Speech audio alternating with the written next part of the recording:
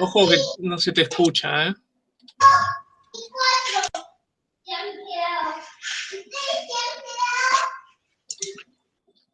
Fíjate a ver qué pasó con el micrófono.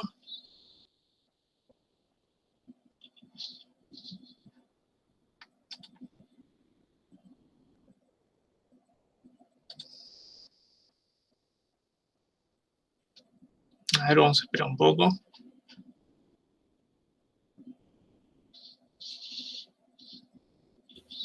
¿Ahí se escucha? Ahora sí, genial, genial.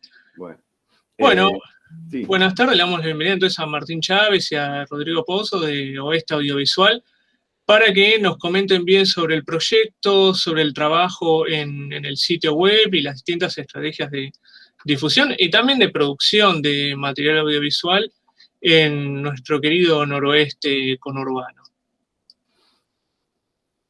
Bueno, muchas gracias por la invitación, primero.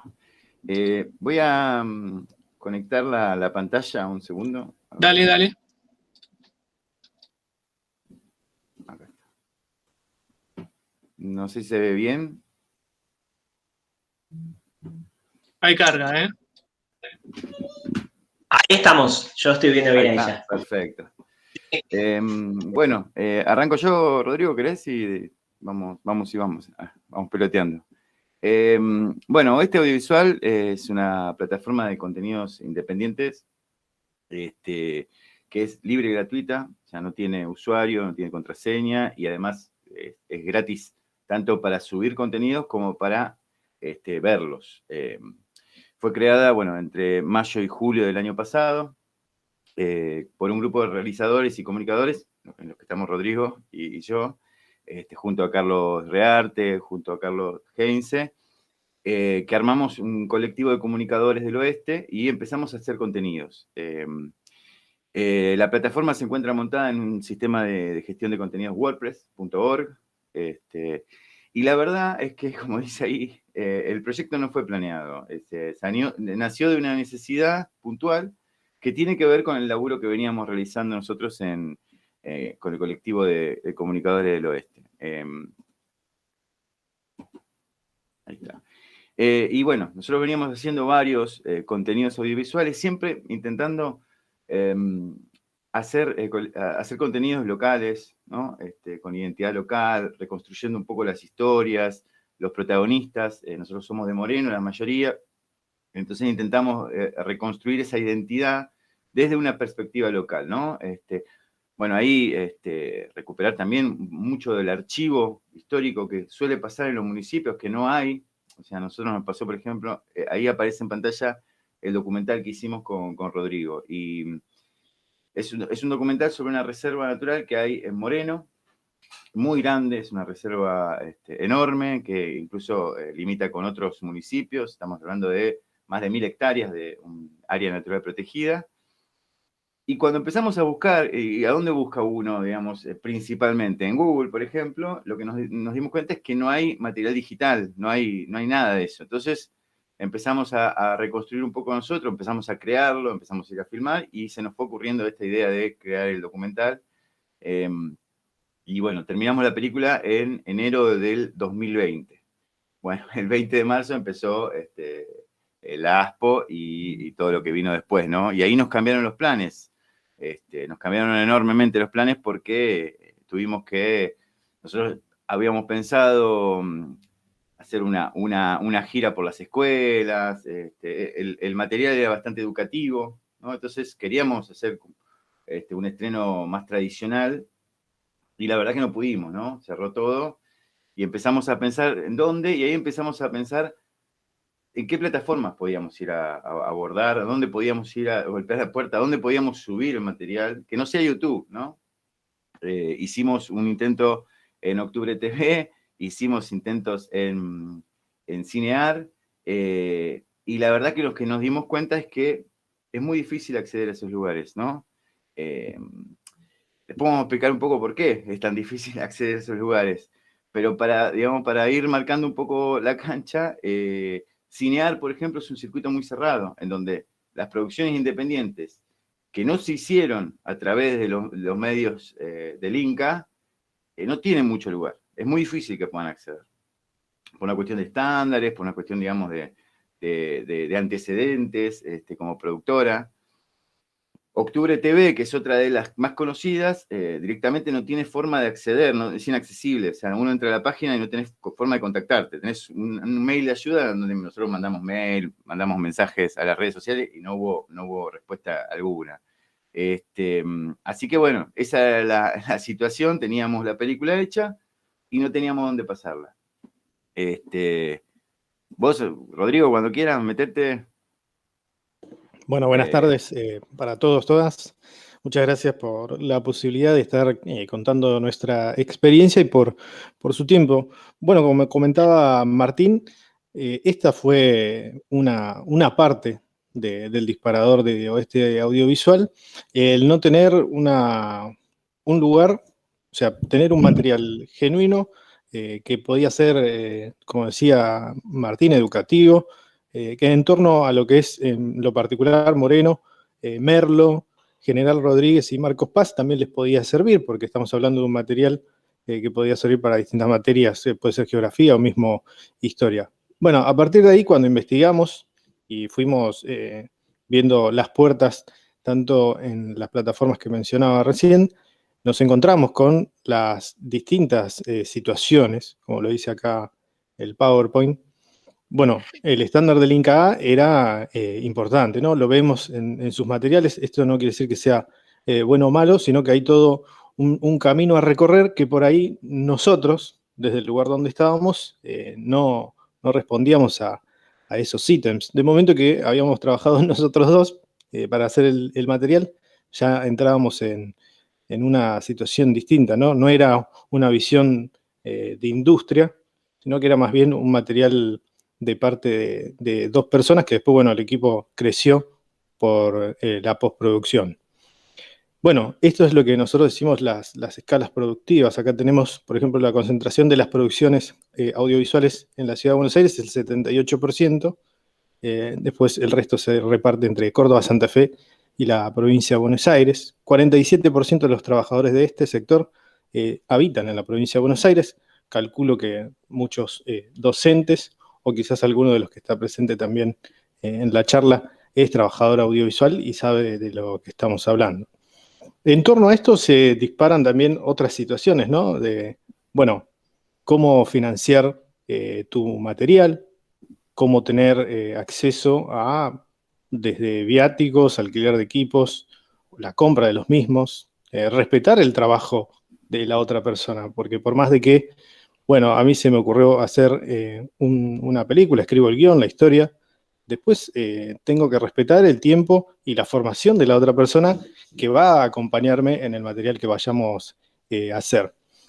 Así que, bueno, ese también era otro de los puntos que discutíamos. Bueno, cómo poner en valor todo esto, cómo también poner sobre la mesa la discusión de que existen estos problemas en la industria audiovisual, pero en las bases, ¿no? Porque estamos hablando de realizadores que no tienen acceso a crédito o por ahí no cuentan con el capital económico, ¿eh? No estamos hablando del arte ni cuestionando la película o el producto final en sí.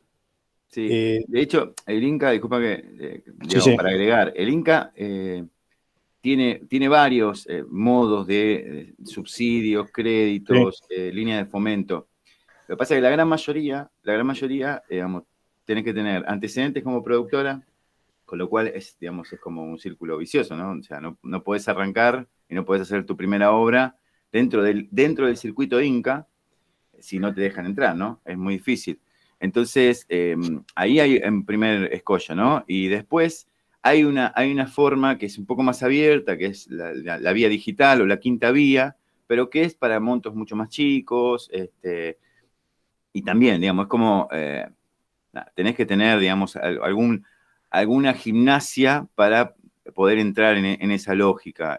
Y la verdad que el mundo, si bien, a ver, para todo, ¿no? Para el cine nacional ya es difícil competir con Hollywood y con otras industrias, imagínense lo que es para el cine independiente, que además tiene que competir, digamos, con el cine nacional estándar o industrial y además con todo lo otro, ¿no? Por eso ahí hasta ahí es la cuestión técnica, pero también la cuestión técnica tiene que ver con la identidad. Y ahí es donde nosotros intentamos construir Oeste Audiovisual como un espacio de reflexión también. ¿Por qué? Porque, digo, la concentración audiovisual, por ejemplo, en Cava, también condiciona las identidades del conurbano. Porque estamos hablando de una perspectiva porteño-céntrica que mira al conurbano y lo mira desde, digamos, del otro lado de la General Paz. Entonces, la identidad del habitante del conurbano es construida por esa perspectiva, no por la nuestra, no por la gente que vive, que habita todo el día el territorio conurbano, el territorio de la provincia de Buenos Aires, ¿no? Entonces ahí también hay una tensión. Tenemos que empezar a construir relatos, historias centradas en el conurbano, ¿no? Es más, yo esto lo vengo pensando hace mucho tiempo, ¿no? Cuando uno mira los contenidos audiovisuales nacionales, cines, series, esa sitcom, lo que fuera, los protagonistas siempre son clase media, siempre. O en la gran mayoría, ¿no? De casos, son clase media. Y cuando los protagonistas no son de clase media y son pobres, la historia tiene que ver, digamos, son personajes marginales, ¿no? Que viven en la marginalidad. Entonces, es muy difícil encontrar historias, no sé, historias de amor, de terror, comedias, y como dice el PowerPoint, que tengan como protagonistas personas parecidas a nosotros, ¿no? Es muy difícil. Y digo, ayuden también, esto que es como una charla, así que nada, desmuténse y intervengan tranquilos y tranquilas.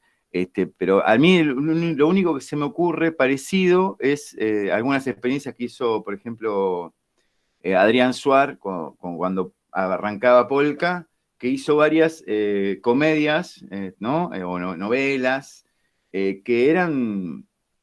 costumbristas. Costumbristas, la llaman. Costumbristas, y que tenían, no sé, el protagonista era un tachero, el protagonista era un carnicero. El recolector. Era mucho más cercano, ¿no? a lo que nosotros podemos ver alrededor. Después, lo que suele pasar es que hay un estándar de identidad construida, y bueno, nosotros desde Oeste Audiovisual también queríamos empezar a instalar esta idea de empezar a construir nuestros propios protagonistas, ¿no? Contar nuestras propias historias, y empezamos a ver que había mucho de eso en el conurbano, muchísimo. Y bueno, y ahí, nada, la verdad que la herramienta que armamos para poder montar nuestro propio documental empezó a tener vuelo propio, estrenamos el documental y después seguimos con La vida de Oeste Audiovisual. El documental nuestro, digamos, de Los Robles, está ahí, es uno más de los contenidos, pero la verdad es que ahí arrancó, digamos, esta plataforma y empezó a sumarse un montón de espacios, de contenidos, de series, de cortos, de largometrajes, y fueron como armando este reservorio que hay, digamos, ¿no? de contenidos independientes. Sí, también sirve para relacionar a los distintos realizadores, las realizadoras, mismo actores, actrices, o quienes escriben y demás. Nos encontramos también al principio, cuando mencionábamos YouTube u otras plataformas gratuitas, lo pensábamos siempre como un mar, más allá del algoritmo que a uno, de momento que buscas, por ejemplo, documentales, te va a ir siempre relacionando algún documental a la derecha cuando estás revisando la pantalla. Acá lo que buscamos fue, bueno, busquemos a todos nuestros pares, en principio del oeste. Pero esto terminó rompiéndose, se quebró al momento que se empezó a hacer una rueda y se empezó a conocer entre, como les decía, realizadores, realizadoras, directores y demás.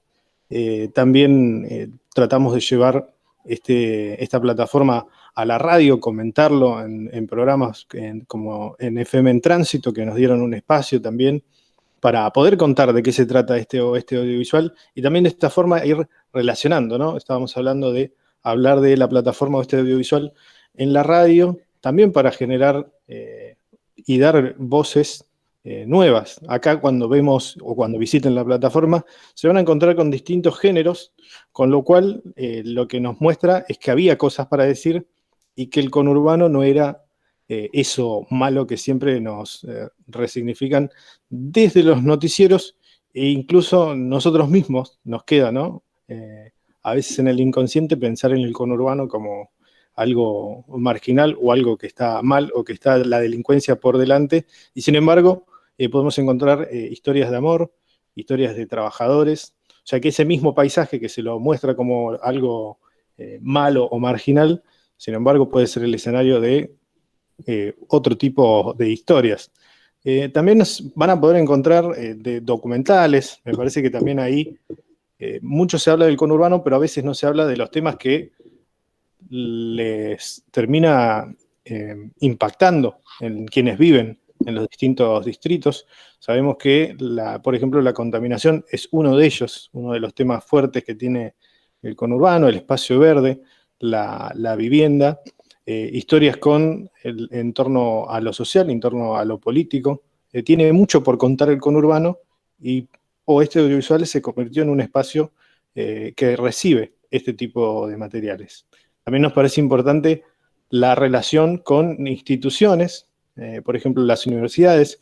En el caso de Moreno tiene la Universidad Nacional de Moreno, aquí, cerca de donde estamos nosotros. Me parece que también relacionarlos con la UTREF, que tiene también una gran cantidad de contenidos, es una usina importante del audiovisual en la zona oeste, pero también no son distintos puntos, más allá de que sean parte del conurbano, son y no son lo mismo. Por eso es importante que esté este espacio o este audiovisual para que puedan contar tanto desde universidades como también realizadores independientes, que me parece que en ese sentido fue bien recibido. Por eso tenemos tantos materiales, por suerte, ¿no? Para poder compartir. Sí, y digamos, como decía Rodrigo, también ahí es importante esto de entender toda la gama de producciones que hay en el conurbano. Que acá, por ejemplo, en esta imagen, lo que vemos son quizás las más, no las más conocidas, pero uno tiende a pensar, digo, el conurbano, digamos, reconstruir la identidad, tensionar esa representación social que hay sobre los habitantes del conurbano, tiene que ver con contar otros relatos, obviamente desde el drama, desde el compromiso social, político. Sin duda que hay mucho de eso y es necesario, pero no es lo único, porque digo, también, bueno, ni hablar que nosotros nos parece muy importante esto de que cualquier trabajo audiovisual que se haga, independientemente de su calidad, digamos, técnica, pueda ser mostrado, porque hacer un audiovisual y no mostrarlo es un contrasentido. Entonces, para nosotros es muy importante que en la plataforma pueda haber de todo, desde cine independiente de realizadores con mucha trayectoria, documentales políticos, documentales de compromiso social, ficciones de compromiso social, pero también trabajos prácticos audiovisuales de escuelas secundarias, de escuelas terciarias, de universidades, y eso nos parecía que es una forma también de poder mostrar ese recorrido, ese laburo, y puesto en una pantalla, ¿no? Obviamente los documentales hay muchísimos en Oeste Audiovisual, y también entender que no solo es una cuestión, digamos, de documentales o de películas con compromiso social, sino también cine de género, comedia, pero con una perspectiva conurbano. Tenemos terror, digo, y eso, y hay una cantidad de contenidos espectaculares. También, digo, ciencia ficción. Acá, por ejemplo, está Némora, que es una película que se hizo en la zona norte-oeste, acá en Moreno, San Miguel, Polvorines, donde participaron muchos trabajadores audiovisuales de la zona, y la verdad que uno cuando lo ve un montón de esfuerzo realizado. Entonces, así un montón de otras experiencias, ¿no? Y entender que eso, uno puede elegir qué historia contar y contarla también con una perspectiva distinta, ¿no? Independiente y del conurbano. Por eso nosotros intentábamos eso, que haya, digamos, una diversidad importante a la hora de poder encontrar audiovisuales, ¿no? Y romper prejuicios, ¿no? Porque nosotros mismos también, cuando nos venía llegando el material, en mi caso en particular, el género zombie me llamó la atención, la cantidad de material sobre el género zombie hecho por amigos también que son de acá y que te empiezan a contar otras historias y te empezás a relacionar y nos encontramos siempre con el embudo de las mismas problemáticas a la hora de querer materializar nuestros trabajos. Por eso encontrar un lugar común para poder primero mostrar nuestros trabajos y por otro lado las inquietudes que nos permitan después accionar para tener acceso a algún tipo de crédito o subsidio, o ver de qué manera o cómo abordar una preproducción y una producción del material que sea, y que esto sea un trabajo genuino para todos los que participan. La interacción con cada una de las personas, cada experiencia sirve, cada experiencia suma. Entonces es importante que existan estos puntos de encuentro, como puede ser la plataforma o mismo intercambiar material y demás. Creo que por ese lado es también una de las patas importantes que tiene este audiovisual y que buscamos hacer crecer. La pandemia nos puso, digamos, en un lugar incómodo, pero por otro lado también nos sirve para recuperar material, porque como pueden ver en la página, no solo hay películas que se estrenaron en 2020 o este año, sino que lo que buscamos es recuperar también material de otras épocas y tener allí el reservorio, ¿no? O este audiovisual para poder ver películas en cualquier momento y tener este archivo acá presente. Acá también, bueno, era lo que estábamos hablando, ¿no? De la distribución y la difusión. Pensar la producción audiovisual de manera integral. Creo que también este es otro de los puntos que por ahí, cuando uno tiene mucha energía, se manda y quiere hacer todo solo. Me parece que encontrar en esos lugares el intercambio de ideas y de experiencias nos va a servir a poder armar equipos de trabajo, ¿no? Para poder llegar a un material final importante. Y a la hora de pensar un material final como producto en sí, nos encontramos también con estas problemáticas a la hora de recibir material.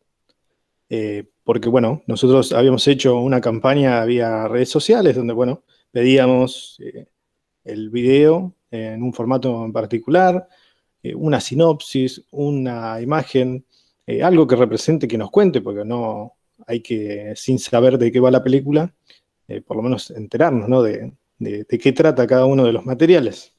Bueno, esto también fue una de las, digamos, una de las falencias que encontramos en general.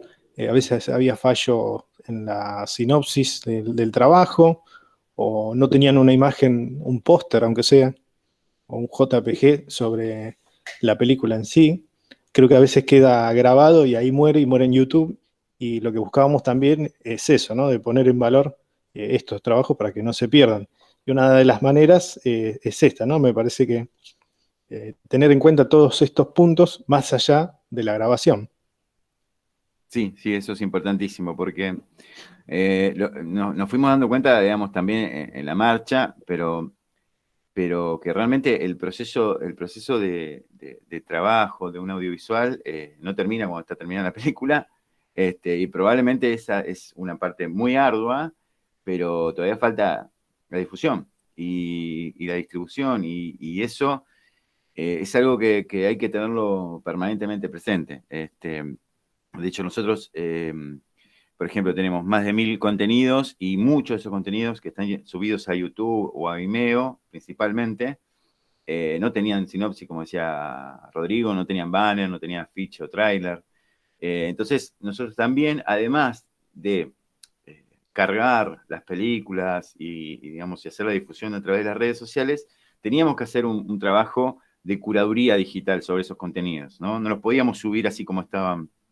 En muchos casos tuvimos que reescribir la sinopsis, reencuadrar afiches, o diseñarlos directamente, de cero, ¿no? A partir de algún fotograma que encontrábamos, o crear el banner, por ejemplo, bueno, acá hay algunos ejemplos de algunos contenidos que estaban, que nos mandaban el link, pero no tenían nada del otro. Entonces, bueno, buscábamos en internet, armábamos el póster, armábamos el banner y lo subíamos, pero además por un requisito propio técnico de la plataforma. La plataforma necesita una ventana con el póster para que se pueda ver y las personas puedan hacer clic.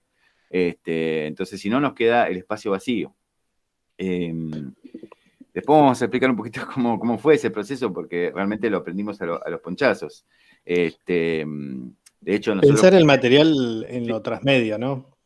Para que no sea solo la película, el corto, el documental o mismo el podcast, porque también tenemos un espacio dedicado a los podcasts que han crecido considerablemente durante la pandemia. Se han acelerado procesos, entre ellos recibir el que haya sido recibido de forma masiva el podcast como formato. Bueno, entonces tenemos un espacio para que se puedan subir. Tenemos podcasts de género, de deporte, de historia, que son también necesarios para escuchar y que comparten este eje de ser de gente de la zona oeste o mismo del conurbano. El tema de lo transmedia me parece importante porque estamos en un momento realmente hipermediatizado, ¿no? Porque de repente uno puede ver el tráiler en Instagram o una foto o mismo el póster o una imagen o parte de la gráfica de la película, lo ves en una historia, escuchaste el tráiler en alguna radio, te lo mandaron por WhatsApp y nos encontramos con que realmente se había desaprovechado la oportunidad en un montón de materiales que eran muy ricos, pero que sin embargo morían en el punto MP4, ¿no? Y en ese sentido, el trabajo que hizo Martín fue realmente valorable porque pone en valor al material que nos habían enviado. También esto lo recibimos, ¿no? El agradecimiento de quienes envían el material y que se sienten bien recibidos, ¿no? Por parte, no solo por la plataforma en sí, me parece que también le da cierto marco, ¿no? La plataforma al material, como que lo pone en valor, ¿no? En cierto punto, y por eso entiendo que son buenas y buenos mensajes a la hora de subir las películas a este audiovisual y el trato que se le da al material, por ejemplo, el de Pasión Argentina. Sí, sí, y nos iba pasando, digo que, por ejemplo, bueno, encontrábamos contenidos que no tenían banner, no tenían afiches, pero también, por ejemplo, encontrábamos, o sea, nos mandaban el link y nos decían el título del cortometraje. Y bueno, nosotros lo buscábamos en internet y a veces encontrábamos alguna imagen en muy mala calidad y teníamos que, por ejemplo, ahí nosotros habíamos encontrado 2 imágenes de ese corto. El afiche y bueno, y un fotograma. Bueno, con eso armamos de alguna manera el banner. ¿Por qué? Vuelvo a decirlo, es importante la captación visual, ¿no? Entonces, intentábamos que los banners llamen la atención como para que la gente entre y pueda ver el contenido. ¿Por qué? Porque, digamos, para contrarrestar un poco eso que sucede con muchos contenidos, ¿no? Que uno lo sube a YouTube y queda dando vuelta en YouTube, y en YouTube hay miles, miles y miles, millones de contenidos. Entonces, estaba bueno quizás un lugar, más allá de, digo, y con todas las limitaciones que tiene la plataforma, porque es una plataforma hecha a pulmón, que haya un lugar donde uno pueda dar vueltas y mirar, y terminar de ver un material, ir a ver otro, y que todo esté ahí, entonces, y a la mano, y que sea gratis, ¿no? Eso fue, digamos, una de las cosas más importantes. Y como decía, esto fue hecho, nosotros teníamos la película terminada, estuvimos haciendo recorridos en varias plataformas, incluso algunas otras, aparte de Cinear, aparte de Octubre TV, algunas latinoamericanas, pero donde tenías que pagar para subir los contenidos. Y la verdad que dijimos, bueno, listo, si no encontramos un lugar donde subirla, y no da para subirla a YouTube y que quede dando vueltas por ahí, armemos nosotros una plataforma, subamos lo nuestro, y como decía Rodrigo al principio, y subamos lo del oeste también. O sea que nosotros teníamos como la idea original de que solo sea una plataforma para el oeste. Por eso el nombre, ¿no? Pero después nos empezaron a llegar contenidos del sur, nos empezaron a llegar contenidos de zona norte, después de otras provincias también. Y ahí empezó a crecer y ya, digamos, la verdad que era un contrasentido poner barrera y decir, no, bueno, hasta acá sí, hasta acá no. Entonces empezamos a subir todo. Incluso nos han llegado mensajes de otros países y bueno, ahí sí tuvimos que decir, no, mirá, capaz que en algún momento armamos una sección que sea, no sé, latinoamericanas o Latinoamérica y bueno, y ahí subimos, pero por ahora, digamos, no.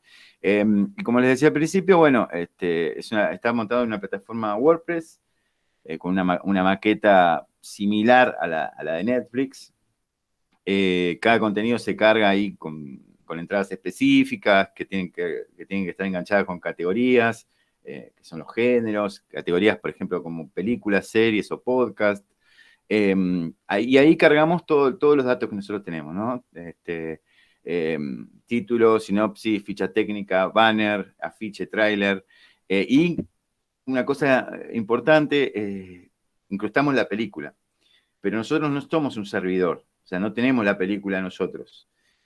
Cosa que hemos visto también de otros sitios que suben materiales independientes, pero que lo suben a un servidor y se ve desde ahí. Y lo que pasaba y lo que nosotros discutíamos es que eso de alguna manera también truncaba si la persona tenía, si el realizador tenía su propio canal de YouTube o su canal de Vimeo y quería sumar me gusta, eso también, digamos, lo impedía. Entonces, lo que queríamos era que sea todo beneficio, digamos, que le sirvan los me gusta también al realizador original, ¿no? Entonces, lo que hay es un redireccionamiento. Nosotros subimos el linkeo de la película, ¿no? O sea, subimos una entrada con todos los datos de la película, con la previsualización, pero en realidad están viéndolo desde YouTube o desde el link original, ¿no? Que puede ser Dailymotion o Vimeo. Esas tres plataformas nosotros son las que usamos. Y estos son los requisitos mínimos, que no son excluyentes, como decíamos hace un rato, ¿no? Porque si hay algo que no está, lo hacemos nosotros, no hay problema, no nos ponemos exquisitos con eso. Pero bueno, sí pedimos que el link sea libre, que no tenga password, que no tenga contraseña. Generalmente que sea YouTube o Vimeo, puede ser de Dailymotion, lo que pasa es que tiene como algunos problemitas técnicos también. Y un póster con, digamos, alguna resolución mínima de 920 por 1300 píxeles y un banner de 800 por 445. Una sinopsis de 2 párrafos, no más que eso, digamos, para que tampoco sea muy cargada la entrada. El equipo técnico, el elenco y bueno, y algún dato más que haya. Pero bueno, básicamente ese es el trabajo que venimos haciendo, digamos, desde Oeste Audiovisual. Y bueno, vamos a seguir haciendo, ¿no? Ahora abrimos la convocatoria 2021 y nos empezaron a llegar materiales, así que empezaremos nuevamente con esta gimnasia de empezar a subir y a compartir en las redes sociales. Bueno, muy bien. Les consulto en particular sobre WordPress. ¿Cómo es que le funciona en relación a estadísticas o algún tipo de contacto en relación a cuánta gente entra o hace clic y se va para YouTube, donde esté el audiovisual? Sí, tenemos un widget que es el Jetpack, que lo que hace es contabilizar por cada entrada, ¿no? Que nosotros subimos una entrada y esa entrada es, digamos, por ejemplo, puede ser una serie con sus capítulos o puede ser una película o un podcast, ¿no? Y lo que hace el programa es contabilizar por cada una de esas entradas. Hoy por hoy nosotros estamos teniendo, bueno, obviamente hubo días de más pico. Los fines de semana son días en donde hay como mucho uso de la plataforma y estábamos en un promedio entre 500 visitas por día. Con algunos picos, ¿no? Hay momentos que sube más. Y lo que notábamos era eso, que a veces también es como muy como que no hay un patrón de visualización. No es que nosotros subimos un material nuevo y la gente ve ese material, no. Sino que pasa esto que decíamos hace un ratito. Entran y empiezan a chusmear. Y así pueden encontrar algo que lo subimos recientemente o algo viejísimo. Y digamos, o sea, algo que está grabado con VHS también. Así que está muy bueno. Es eso, ¿no? Que sea un espacio para competir el ocio, ¿no? Con otras plataformas y que se puedan ver otro tipo de contenidos, ¿no? Sí, sí, sí. Y en las universidades que decían tanto de Moreno como en la UNTREF, ¿qué tipo de material les llega? ¿Todo documental o de qué tipo? De la Universidad de Moreno teníamos trabajos prácticos que eran ficción, por ejemplo. En ese sentido también está, porque a veces por ahí el hecho de que sea un trabajo práctico, uno lo piensa como algo menor y sin embargo pueden salir buenos materiales o una buena pieza audiovisual. Así que en ese sentido, como está la licenciatura en comunicación social, hay materias donde buscan que desarrollen cortos o largos. Y bueno, teníamos material de la Universidad Nacional de Moreno o de estudiantes de la Universidad Nacional de Moreno. En el caso de la UTREF, lo que hicimos fue también traer material previo que salía por un 3TV y también Sí. los pusimos. O sea, no pusimos todos, elegimos cuál tener. De manera también de tener dentro del círculo trabajos que son estrictamente del oeste. Bien. Bien, bien. Sí, de Y la con UNS la también gestión tenemos de algunos. podcast, ¿cómo surge? De UNTREF también. Le ¿Decías? preguntaba cómo surge también arrancar con lo que no es audiovisual, ¿no? Con los podcasts, con los formatos de audio. ¿Cómo surge el interés y les llegaron pedidos para que incorporen también o cómo lo trabajaron? El podcast, en el caso nuestro en particular, me parece que es un formato. Nosotros trabajamos, yo trabajo en radio. Con Martín también trabajamos en la radio pública de Moreno y o sea, nuestro trabajo diario era solo sonoro. Y nos parecía, y nos parece en realidad, Claro. que el podcast como formato en sí es un formato muy rico, porque si bien lleva mucho trabajo llevar adelante el podcast, fue, como les decía, durante la pandemia, uno de los que más creció. Me parece que la posibilidad tecnológica del desarrollo de los celulares hizo que muchas plataformas tengan sus propios podcasts y nos parecía también importante, conociendo amigos y amigas que tenían sus propios podcasts, traerlos a la plataforma y a partir de ahí generar el vínculo con otras personas que quieran traerlos también. Tenemos uno de los podcasts que es también una ex compañera nuestra de trabajo que era sobre género y deporte. Sí. Entonces, ella generaba su trabajo y los empezamos a subir. De la misma manera lo podían levantar de otras radios donde ella trabajaba. Entonces, era un lugar en común ahí. También de género en sí, había también de relatos. Por eso, el género está creciendo cada vez más y nos parecía importante tenerlo. Sí, y un poco también por esto que dice Rodrigo, ¿no? Que decía hace un rato, digo, la transmedialidad de los contenidos, la convergencia de todo, digamos, hace que, digamos, ya no haya tantas diferencias, ¿no? Es como, más allá de que son formatos diferentes, pero hoy por hoy, digamos, se hace radio y se transmite en video. Hay como una flexibilidad que antes no existía, ¿no? Y bueno, entonces nos pareció que estaba bueno abordar lo audiovisual en general, ¿no? No solo lo cinematográfico, sino, bueno, las series web y también, digamos, los podcasts, por esto, ¿no? Por esta versatilidad ya del audiovisual. Y sobre financiamiento ¿cómo financian el proyecto? ¿Qué tanto le dedican en la semana al laburo con WordPress o los fines de semana. Sí, el financiamiento es nulo. No, en realidad esto surge como un proyecto, como decíamos al principio, no fue algo pensado, planificado. Fue una necesidad puntual y bueno, y la resolvimos y aprendimos a usar WordPress. A nosotros dentro del equipo tenemos un compañero que realmente sabe muchísimo, que es Carlos Heinze,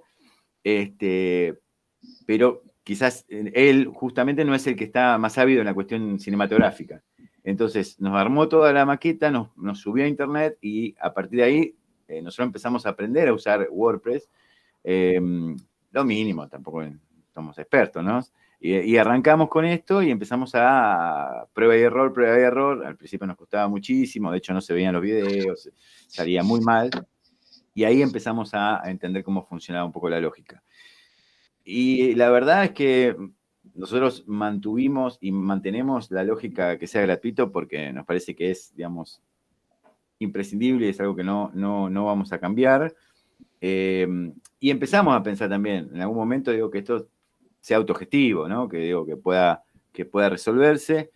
Lo único que sí pudimos hacer fue inscribirnos en el catálogo de Turismo y Cultura de la Provincia de Buenos Aires. Nos inscribimos con el proyecto, nos reconocieron como institución, a pesar de que nosotros no tenemos ningún papel, digamos, esto es, digamos, es un proyecto que no está, digamos, legalizado, no es que hay una institución, una ONG, ni nada, una asociación civil, nada. Y bueno, y a partir de ahí, digamos, nos dieron un subsidio con el que, bueno, pagamos también, porque todo tiene un costo, hay que pagar el hosting, pudimos comprar algunos equipos también, porque la idea es que esta audiovisual empiece a crecer, poder empezar a producir también cosas originales, ¿no? Así como Netflix tiene sus piezas originales, poder pensar algo, obviamente, salvando las diferencias, digamos, con un enfoque así de conurbano, ¿no? Pero después, bueno, estamos evaluando, ver si empezamos a pensar no sé, en poner alguna pauta o una publicidad, o empezar a generar algo que nos permita que siga siendo gratuito y que, digamos, y que sea autogestivo, ¿no? Bien. Bueno, abrimos el espacio para preguntas que quieran hacer el resto de los integrantes, tanto sobre la producción audiovisual, que tengan ustedes y que quieran subir a la plataforma, sobre el proyecto en sí, ¿no? Todo lo que estaban contando los compañeros.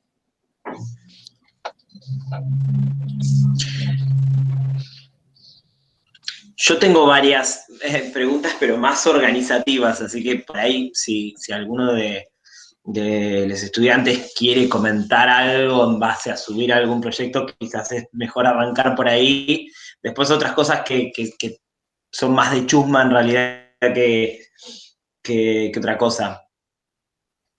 Bueno, tiro algunas, sí se van animando mientras. Bueno, hubo varias cosas que me estuve anotando en la mente que me llamaron mucho la atención. Primero, quería consultarles si tienen alguna forma de medición para saber cuáles son los contenidos más reproducidos, porque veo que está el tema de series, de películas y de podcasts. Si tienen alguna forma de medición y en ese caso, ¿qué viene liderando el ranking?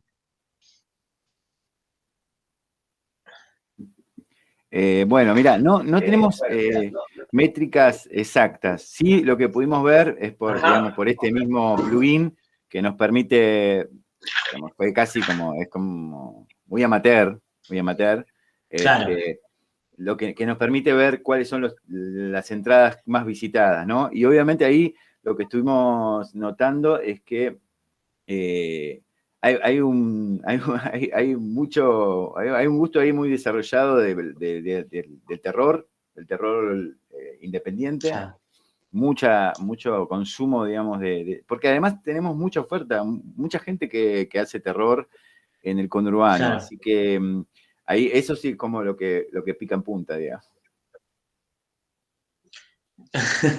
Sí, muy de la mano con eso me llamaba la atención, que digo, también no creo que tengan, no sé si tendrán una respuesta ustedes, ¿no? Pero me llamaba la atención porque yo lo vi desde que uno con Netflix, viene viendo una tendencia que me llamó mucho la atención, que se repita acá también, que es el aumento de las producciones zombies. Es un fenómeno muy interesante. No sé si los productores que les hacían llegar a ustedes estos materiales les comentaron un poco cómo nace esta movida de tanta producción zombie. Me parece que el Festival Rojo Sangre puede llegar a ser una de las chispas que enciende estas producciones. Más que las producciones, entiendo yo que el intercambio o el conocer gente del mismo palo, si se quiere la expresión, permite que se vayan desarrollando nuevos materiales, que se conozcan maquilladores. Hemos visto también, lo podrán chequear en las películas, muy buenos maquillajes. Eso necesita una formación, o sea, no cualquiera se puede sentar a hacer sangre. Imagínate las máscaras y demás. Más allá de las historias, ¿no? Me parece que en ese sentido los festivales y el paso del tiempo, creo que también acompañado por la tecnología, más allá de los vaivenes económicos, es bastante accesible conseguir o alquilar una cámara comparado con otras épocas. Una cámara decente, ¿no? De buena calidad, incluso 4K tranquilamente. Creo que viene por ese lado la mano también el hecho de poder editar con un buen resultado en tu casa también. Va de la mano ambas cosas, me parece. El hecho del avance de la tecnología para lo hogareño y la relación a partir de los festivales, como dije, el Rojo Sangre puede llegar a ser uno de los puntos. Lo mismo también que haya crecido el género a nivel global, puede llegar a ser también uno de los disparadores. Sí, efectivamente, yo no tengo los datos, pero si uno mira, uno de los géneros que más se actualiza en Netflix es el terror, y dentro del terror hay como un subgénero zombie que ha ido creciendo mucho en los últimos años. No, me pareció una cosa llamativa, no sabía que era algo que se reproducía también en términos conurbanos. Sí, hay muchas historias ahí de terror, obviamente algunas que tienen que ver con no sé, terror más psicológico, otras que tienen que ver con más el gore, o claro, con el subgénero zombie, pero sí hay mucho desarrollo del terror, y bueno, nosotros lo que vemos eso, es como un mayor consumo ahí. Claro, también es interesante, sí, claro, porque no es solo una mayor producción, sino también un mayor consumo, sí, tal cual. También yo... Ah, sí, perdón. No, me enganché con el tema porque me interesa mucho. Yo soy un consumidor de terror. No digo que también hay que verlo. Sí, escritor más. Bueno. Pero sí. Cuenta. No, digo que también hay algo interesante que surge, ¿no? Con esto que comentaban ustedes, las nuevas tecnologías, que es que los que crecimos mirando tele y a lo sumo alquilando películas en el videoclub, no teníamos quizás acceso, no había... Por un lado, esto que decían ustedes, no había un acceso tan fácil a una tecnología para producir esos materiales, y eso llevaba en algún punto a que también el que quisiera consumir tenía mucho menos para consumir. Digo, en la tele por ahí, en el cable tenías horarios muy precisos en donde podías enganchar una peli de terror y era una entre 10 películas que iba a pasar el canal a lo largo del día, digamos, en un porcentaje muy poco, muy pequeño, ¿no? Sí. Salvo por ahí, irse a la videoclub en donde tampoco se actualizaba mucho. Sí, es cierto, y ahí, a ver, en general pasa, ¿no? Pero en el cine independiente me parece que también hubo puntapiés muy, muy interesantes, por ejemplo, con Plaga Zombie, ¿no? Y estamos hablando del casi el corazón del cine independiente, porque era agarrar una camarita VHS y salir a filmar. Y además filmaban, me acuerdo, digamos, está también, tenemos, de hecho hablamos con Pablo Parés, y nada, también, digamos, le pedimos permiso, dijimos, che, ¿podemos subir las películas? Sí, sí, suban todo lo que quieran. Y lo que veíamos era eso, ¿no? Y aparte un doblaje que habían hecho en neutro en la película. Y si vos ves las producciones, Falsa Producciones, que es la productora que originó eso y que después fue creciendo muchísimo, Claro. vos vas viendo la evolución del género, ¿no? La evolución del género, Claro. tanto en términos de terror como de ciencia ficción, por ejemplo. Entonces uno ve Filmatron, por ejemplo, que es una de las películas más recientes, o bueno, digamos, las últimas películas, y tienen muchos VFX, tienen muchos efectos, que realmente no tienen mucho que envidiar. Obviamente uno ahí ve las diferencias, pero estamos hablando de miles de millones de dólares, ¿no? De diferencia. Entonces, cuando uno lo ve en la pantalla, eso no se nota tanto. Sí, para mí ahí la tecnología acercó o de alguna manera cerró un poquito la brecha, un poco, y permitió volar un poco más la imaginación. Pero sin duda de dudas que hay eslabones de esa cadena que fueron como los principales, ¿no? Fueron los puntapiés. Ahí Plaga Zombie me parece que es una, sin lugar a dudas. Muy bien. Cecilia, querías preguntar, ¿no? Sí, sí, ¿se me escucha Con la bien? manito, sí. Sí, sí. Sí, ahí bajo la mano. Ahí está, perfecto. Bueno, un gusto a ambos, Rodrigo y Martín. Gracias, Estoy a punto de arrancar la licenciatura en producción audiovisual, así que nada, serían referentes. Entonces, bueno, me pregunto, y también lo expongo al resto, además de ser realizadores independientes y trabajar en la radio, ¿qué otro tipo de formación tienen académica? Esa es una. Otra de las preguntas es si dentro del oeste audiovisual tienen roles, cómo se organizan ustedes, si son ustedes solos, hay más personas. Y la tercera pregunta, si estamos interesados acá, estudiantes de la universidad, ¿dónde tenemos que mandar los cortos y demás? Eso es todo. ¿Quieres arrancar, Rodrigo? Bueno, en cuanto a nuestra formación, en mi caso en particular, yo estudié producción de televisión y realización en Canal 7. Después hice un posgrado también relacionado con la producción en la Universidad de Buenos Aires, en realidad en las Facultades Sociales. Estudié producción musical. Tengo una diplomatura de SatSite también en producción. Y trabajo todos los días haciendo radio. Por eso me quedó el ámbito sonoro siempre, todos los días presente, por suerte. Así que en ese sentido, esa es mi formación y todo lo que es también mastering y mezcla. Hice algunos cursos en el Instituto Orión, en realidad el estudio Orión, de Pablo Rabinovich, también importante eso, la formación puntual en mi caso del sonido, la fui a buscar directamente ahí, más allá de todo lo que es producción audiovisual. Por eso entramos por ese lado a la hora de armar el documental con Martín. Me había encargado del sonido en esa oportunidad. Después, los roles, Martín se encarga de subir todo el material en términos de lo que es armar con Photoshop o Illustrator o el programa que sea las imágenes. Todo dependerá de qué tan ocupados estemos nosotros.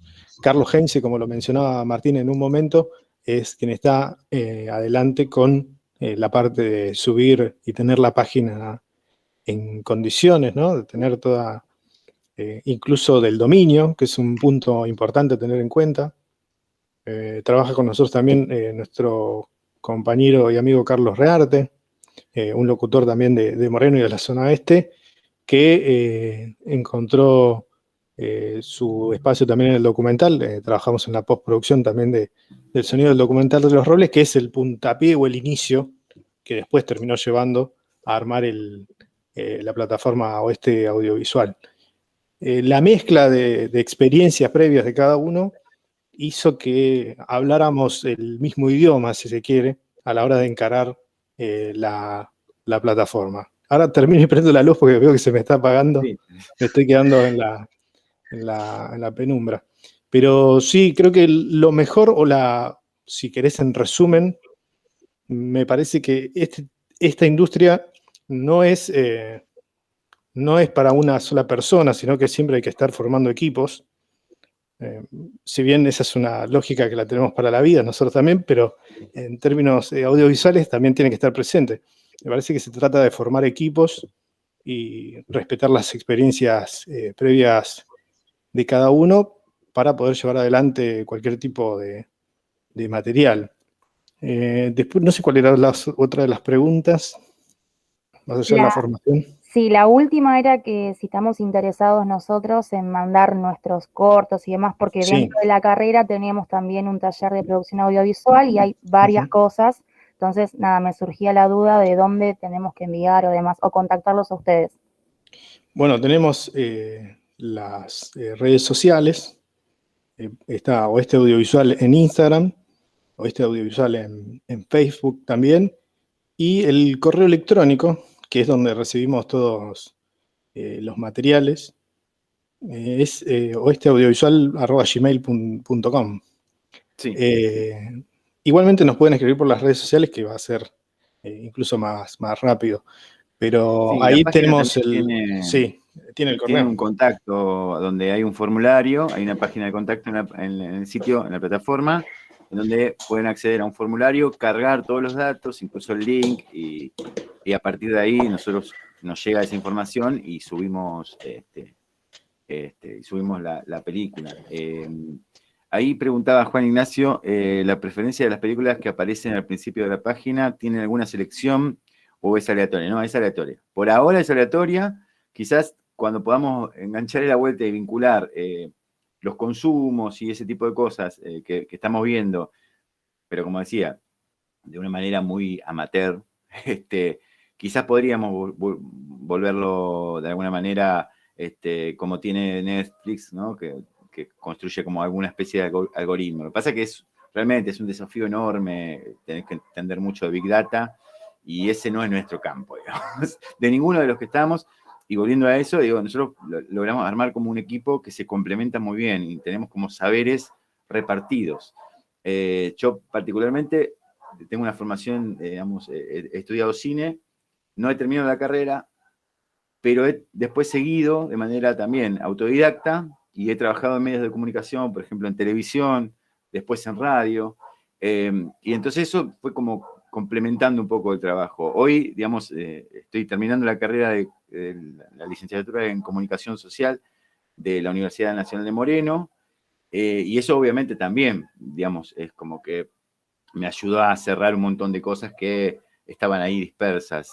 Pero el potencial es ese, es como armar equipos donde todos nos complementemos en los saberes, ¿no? Y además nos vamos enseñando entre nosotros. Digo, de hecho, por ejemplo, yo laburo la postproducción y muchas cosas que a veces tienen que hacer otros compañeros en sus trabajos diarios, nos vamos pasando la data, nos vamos informando, hacemos talleres entre nosotros. La idea es generar una red de conocimiento sobre lo audiovisual y que nos sirva a todos, ¿no? Que se retroalimente. Por eso, digamos, el nombre que nos pusimos, digamos, Colectivo de Comunicadores del Oeste, porque la idea es generar esa red y que empiece a crecer. De hecho, empezamos a sumar a otros espacios, de Merlo, gente que tiene radio, que tiene radio, por ejemplo, en redes sociales, y todas esas experiencias van generando saberes comunes que me parece que están muy piolas.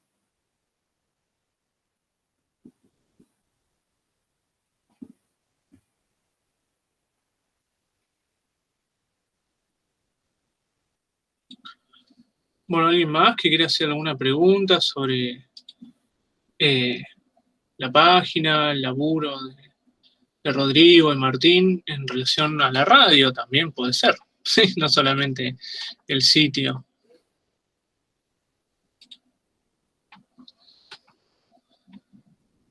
Si querés podemos agregar las radios, porque no es un dato Sí. menor. Con Martín nos conocimos trabajando en la radio pública de Moreno, en FM 90.7.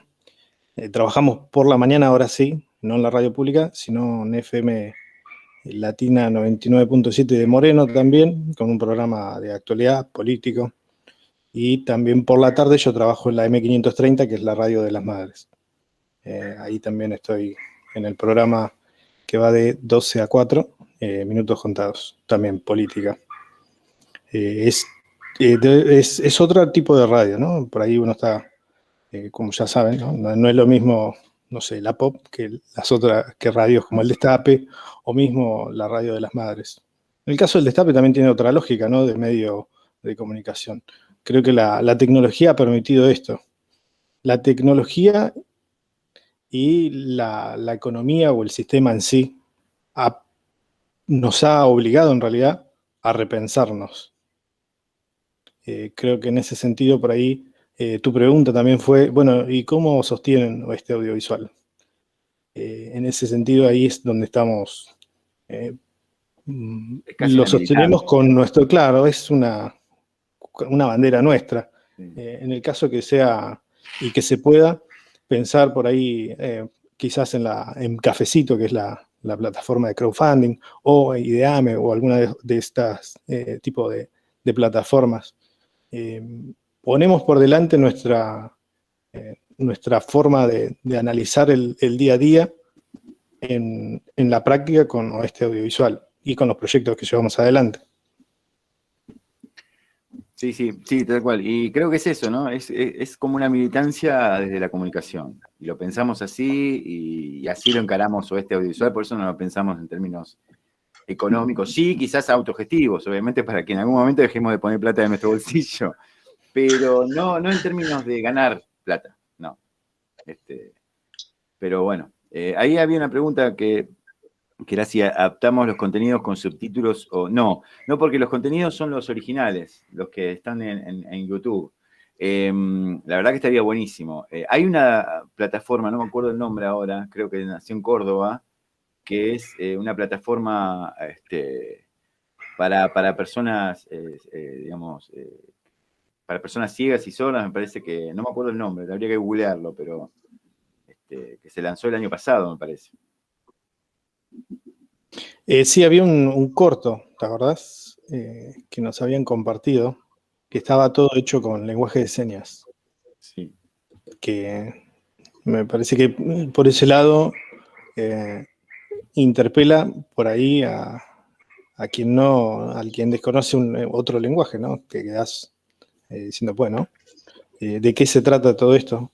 Y también una forma de ponerse en el lugar del otro. Eliana era que había escrito acá, que quería o que estaba interesada en realizar este tipo de contenidos. Me parece también importante, esa es una deuda que tiene en general la comunicación. Incluso lo habrán notado en la televisión cuando está abajo el intérprete, que lo tapan con un zócalo. O sea, hay un cierto grado de desprolijidad, o más que prolijidad, no sabría qué palabra utilizar, pero es algo que no está bueno porque se supone que estás comunicando con también estás comunicando poniendo el zócalo, que se entienda, ¿no? Porque de momento que estás tapando al intérprete, también estás dando a notar algo. Pero sí, está bueno eso que comentaba. Teilu se llama la plataforma. ¿Cómo? Teilu, teilu.com.ar. Ahí pego el link. No sé si la conoce Eliana. Ahí está.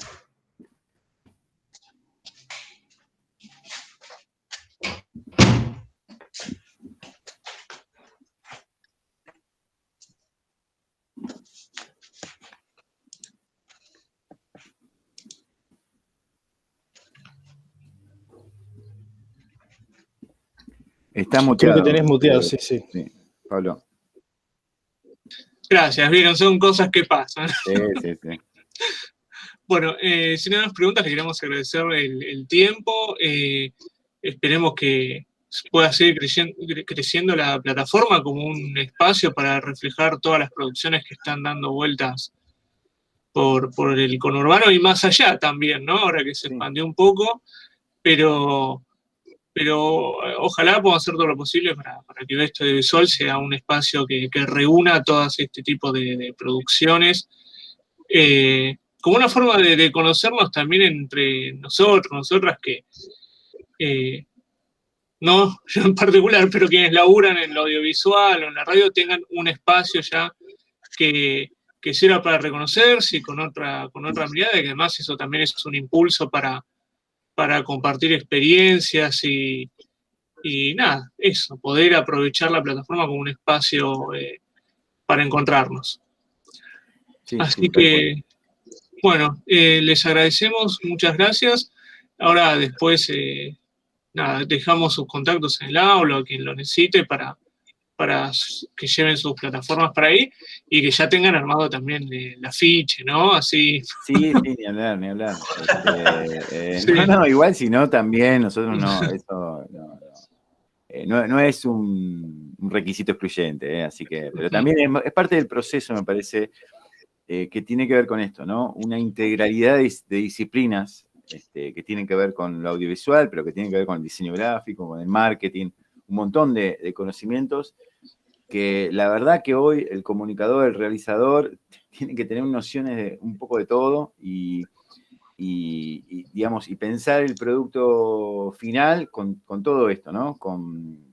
También pensando la distribución del material y la difusión. Esto es como el ABC, me parece. Sí.